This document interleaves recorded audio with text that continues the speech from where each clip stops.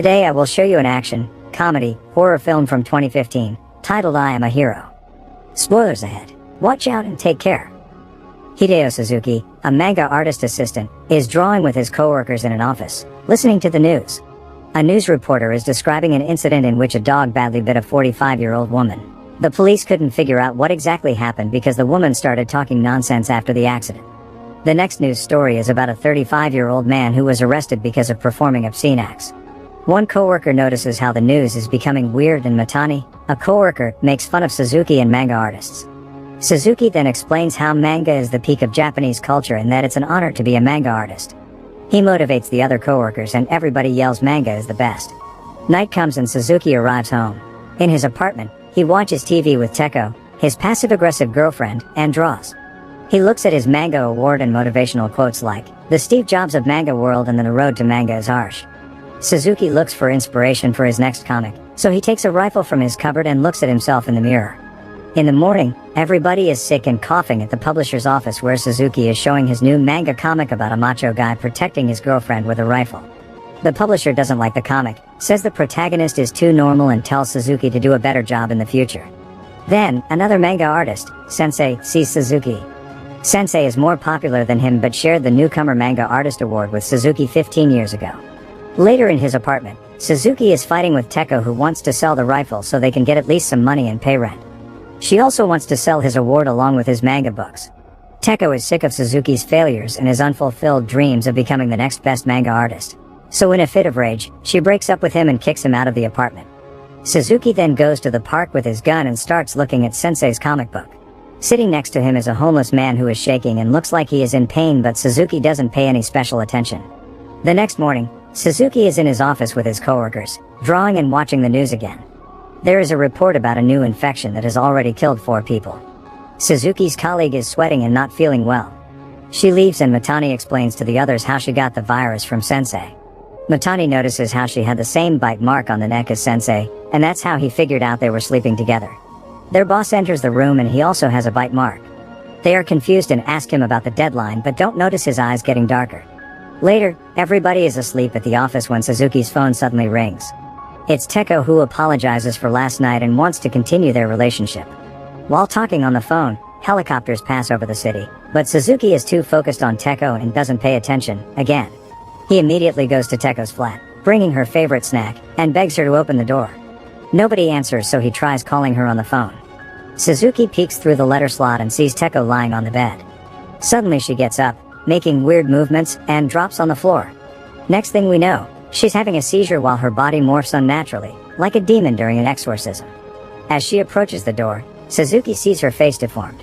Zombie Teko attacks Suzuki and bites his hand. While trying to get away, he accidentally stabs her in the head and leaves the apartment, fast. As he's crossing the bridge, he notices a woman with a bleeding hand and then dozens of airplanes flying through the city. When he returns to the office, Suzuki sees Matani standing next to the TV with his back turned.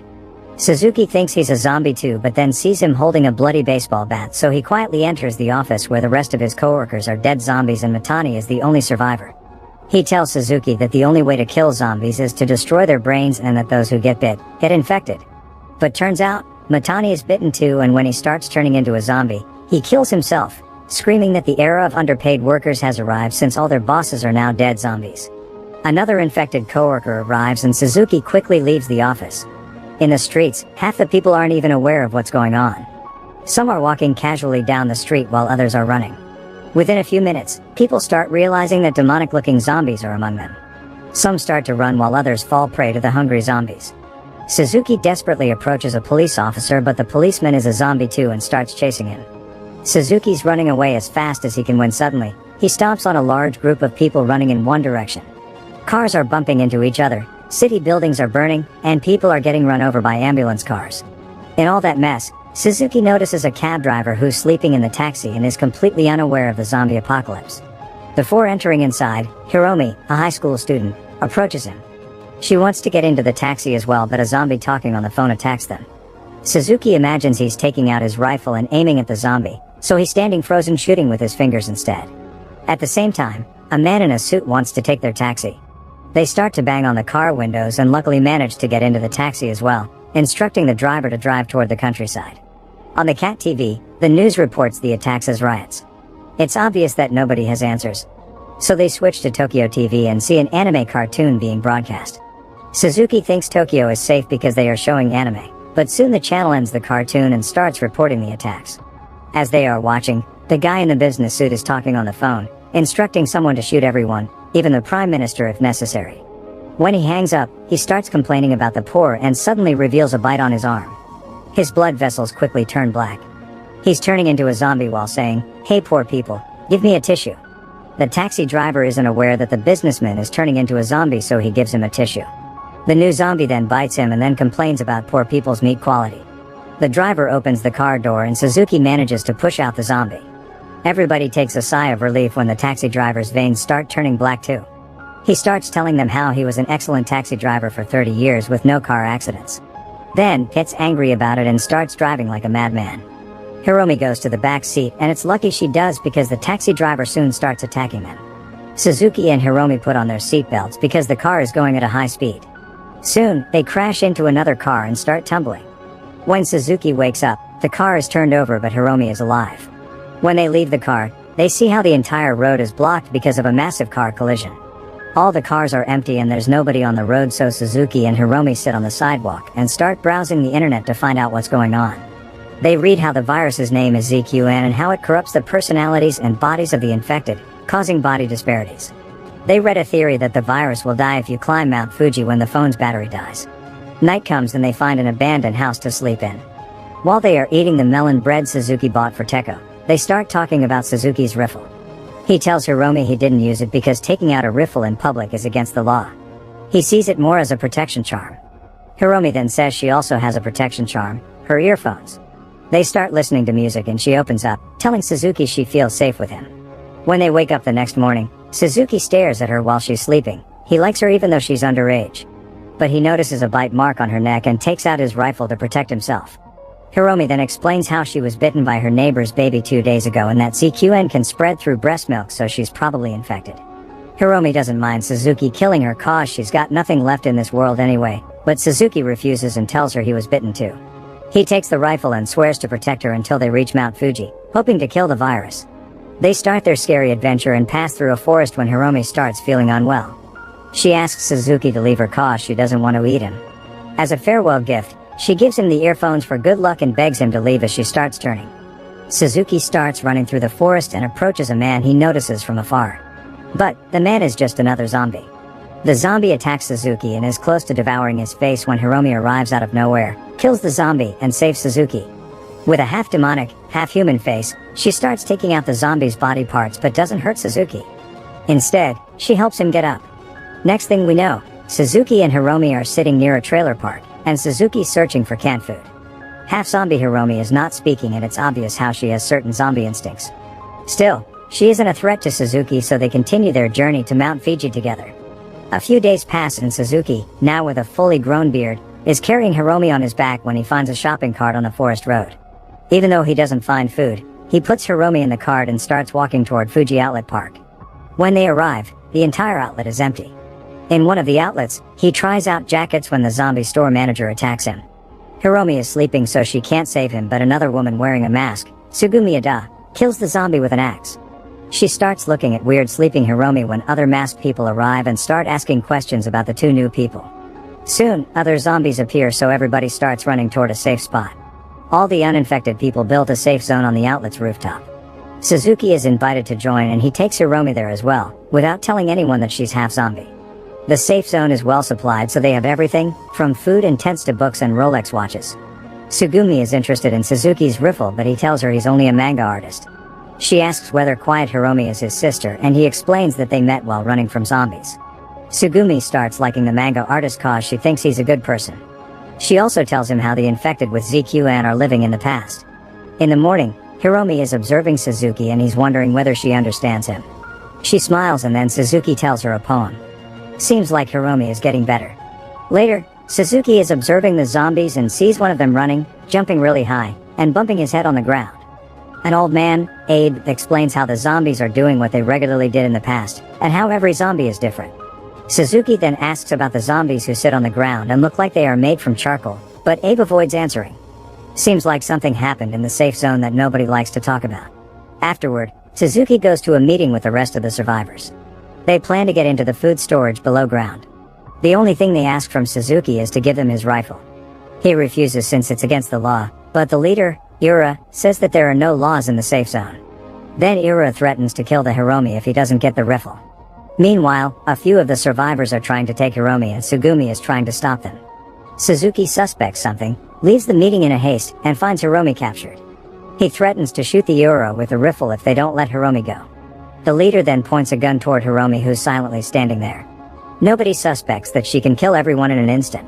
But she can't stand it any longer, so she throws the two guys off her with one single movement and then reveals that she is a ZQN. Since she's only half zombie, her eye is not black but has rainbow colors. The leader doesn't care, so he shoots in her head and Hiromi falls on the floor. They take Suzuki's rifle while he cries about the girl's death. They start kicking and punching Suzuki while he begs for forgiveness. Soon, they start fighting about who's going to kill him. Seems like even humans want the taste of blood. Everybody starts fighting each other, and soon Ura is overthrown by someone else. They leave Suzuki alive and he finds Sugami in front of Hiromi's tent. With the help of Abe, she hit Hiromi, who's still alive. Sugami explains to Suzuki how Hiromi is not like the other ZQN because she has a pulse. She also tells him how ran away from her duties and left her patients alone in the hospital, admiring Suzuki that he saved Hiromi. Suzuki's still sad because he couldn't pull the trigger on Ura and because he lost his gun. He thinks he's a coward and a loser, but Sugami tells him that he's just a good person.